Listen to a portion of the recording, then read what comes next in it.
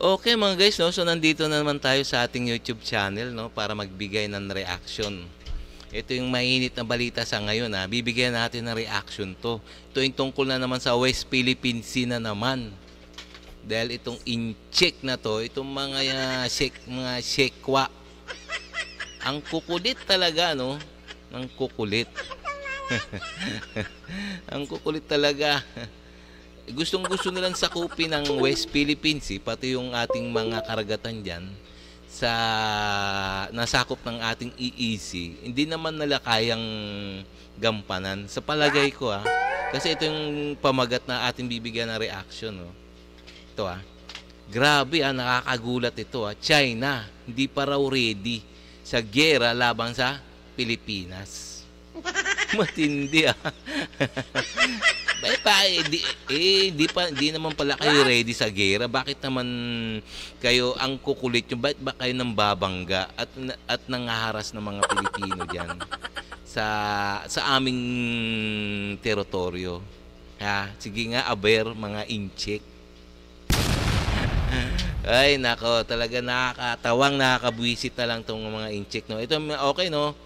Kung bago ka pa lang sa aking channel, please, like and subscribe na lang muna sa ating YouTube channel bago tayo mag-umpisa. And also please paki-subscribe din kay kay Melbs Castle. So itong video na to sa kanya to.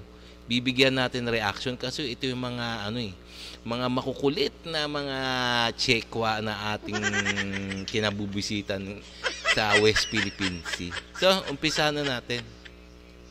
Chinese Philippine Navy hindi pa daw handa sa digmaan. Nagdadalawang isip pa daw ang China. Takot kasi sila pag nanghimasok na ang US sa giyera. The best example dyan yung nangyaring banggaan sa Bao de Masinloc. Posibleng mitya na yan ng giyera sa West Philippine Sea kung gumanti ang Chinese Navy warship sa PCG. Ang kaso wala silang ginawa. Hindi nila inatake ang barko ng Philippine Coast Guard. Pagkasi direkta nilang inatake ang BRP Suluan, Mutual Defense Treaty ang katapat niyan.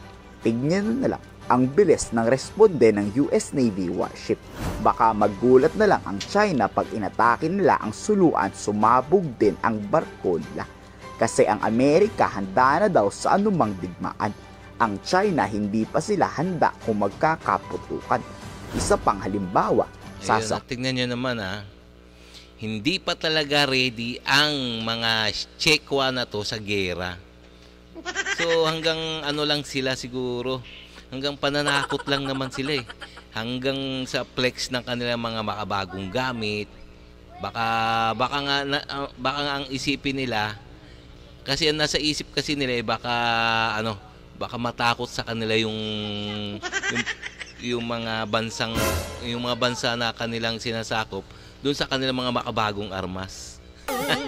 Malayong-malayo, no? Ano yun? Bata. Malayong-malayo, no? So, grabe itong mga incheck na to, no? May mga bago silang gamit. Pero mga, naman, siguro takot din silang gamitin kasi nga, siguro mga made in China. Parang gano'n. Mga, mga talagang mga hindi sila, kumbaga sa manok, hanggang giri-giri lang, hanggang pang giri-giri lang sila. Pero takot talagang lumaban. Kupin daw nila ang Taiwan, pero hindi nila magawa-gawa. Puro pananakot lang ang kaya nilang gawin. Gaya na lang rin ang nangyari sa Ayungin Shoal. Pabit-bit-bit-bit pa sila ng mga heavy machine guns, hindi naman nila pinuputok. Ang Pilipino sundalo pa ang sumugod sa kanila. In cases of mo, pabit-bit-bit pa kayo ng machine gun dyan sa inyong mga speedboat, itong ma-incheck, di naman pala gagamitin. Ibig sabihin, mga puro pananakot lang, dinadaan lang nila sa pananakot. Wars and conflicts, biglaan ito nangyayari.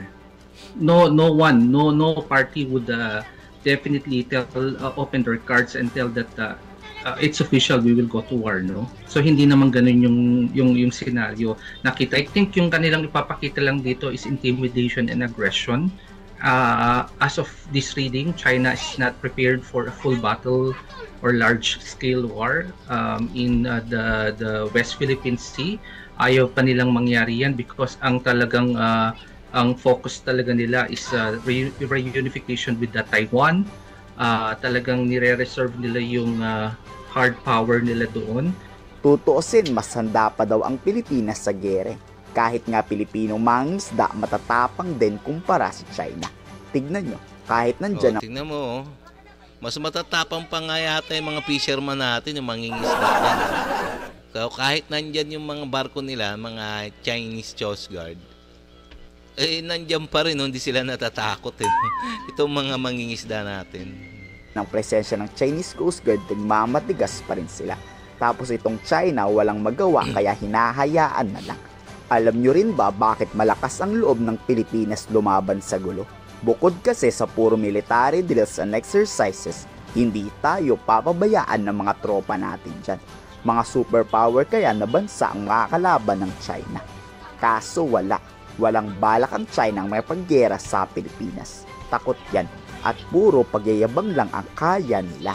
Tingin ko naman medyo handa ang bansa natin. Paktay kayo mga inchik. ang kakampi ng Pilipinas, mga superpower. For the reasons that we've been simulating this for so long, kaya nga sa balikatan exercises natin, lagi ito yung mga scenarios na binibuild up natin. Titingnan mo rin, even amongst our fishermen, Filipino fishermen, hindi rin naman sila takot, no? Yung takot na ikompronta yung China. Ang mas kinakatakutan lang nila talaga ay yung hanap buhay nila, no? Madiril at masira yung kanilang mga bangka. But in terms of yung resilience and deterrence, andoon yung tapang ng mga Pilipino. Kaya naman natin ipaglaban yung bansa natin. So I think, and of course the support of the international community, nasa atin ang suporta ng buong mundo. So kung mangyari magkaroon ng kaguluhan at digmaan, alam natin ang sentimento ng buong mundo ay nasa Pilipinas. Kung kayo ang tatanungin, tingin nyo duwag ba talaga ang China? Sa palagay ko kasi wala silang lakas ng loob, in short, duwag talaga. Bakit? May mga warship naman sila, may mga fighter jet, may long-range ballistic missile. Kaya kung talagang gusto nila ng gulo, matagal na dapat, di ba? Kaya feeling ko walang gagawin ng China. Kayo, ikomento sa baba ang inyong salobin. Okay, no, mga guys, no, mga kababayan, no. So, marami nang, kung totoong marami silang mga makabagong gamit, mga panggera. Pero, ano naman sila, no? Made in China, parang ganun. Made in China ba, baka nga hindi sumasabog yun, Grabe, no? So, kung ako yan, kung ako sa kanila, no? Kung ako ang China, no? Wag na. Malaki, mayaman naman kayo, Ba't naman kasi patiban man yung teritoryo ng may teritoryo inaagaw nyo? Mga bisit. Okay, no, mga guys, no? Mga kababayan, no? So, hanggang dito na lang tayo, no? Nalaman natin na ang China, takot pala. Takot pala sa gera. Grabe. Sige, guys, mga kababayan, no? So, kung bago ka pa lang sa akin, kung bago ka pa lang sa aking channel, please, like and subscribe na lang muna sa ating YouTube channel, para ma-updated pa kayo sa mga video, mga iba pang video na aking i-upload pa, no? Okay, no? Maraming salamat.